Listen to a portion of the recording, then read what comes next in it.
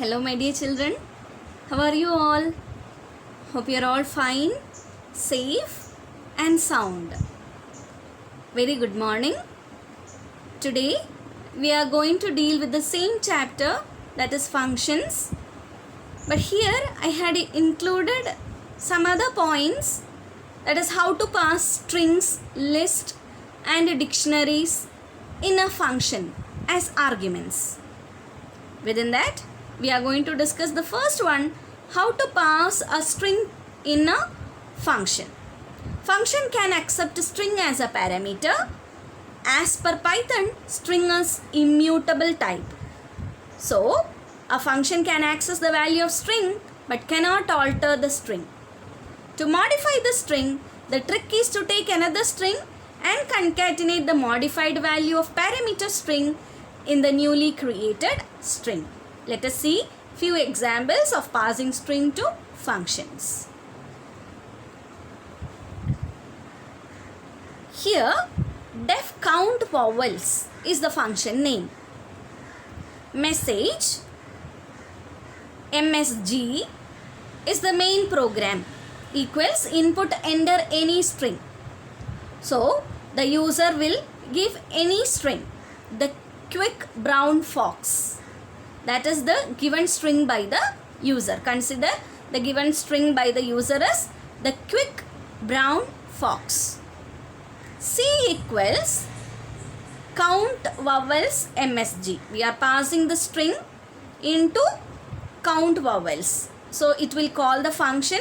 Count is set as 0 at first. Vowels, it is given as a list A, E, I, O, U. Only it is given as small letters. Then for S in str1. So what is that? S means string. A character in a string. The first character in the string, second character in the string. So it will take each and every character. Then if S dot lower of, why we are having that? Because if any one is capital letter, that is why we had given S dot lower of.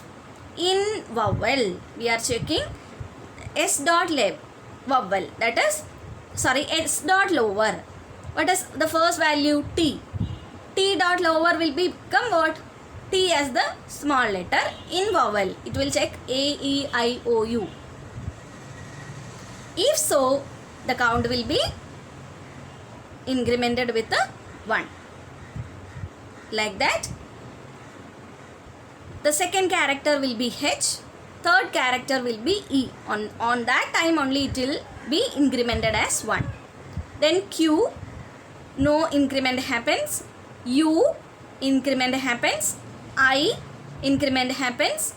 C, no increment. K, no increment. Again a space, no increment. B, no increment. R also, no increment happens for count. And O, like that till FOX. Each and every character in the string will be counted and checked with the vowel list. So finally we will get the result as 5. How many vowels in the given string? 5. So my dear children, here the function is used for what? Counting the vowels in the string.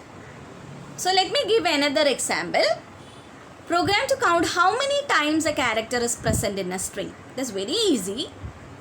S equal to CH, where CH is a character which is entered by the user. MSG is the string and CH is the character. CH is equal to count of character. If C equal to 0, then no count happens. If else, how many times it founds in the message. So again the same string is given and the counting character will be O. So how many times it will be present?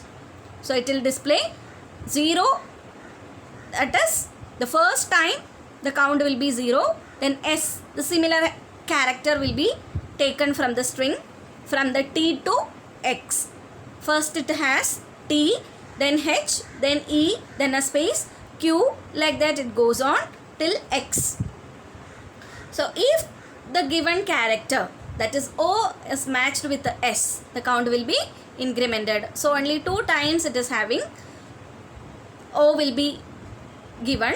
So it will display O found 2 times in the quick brown box.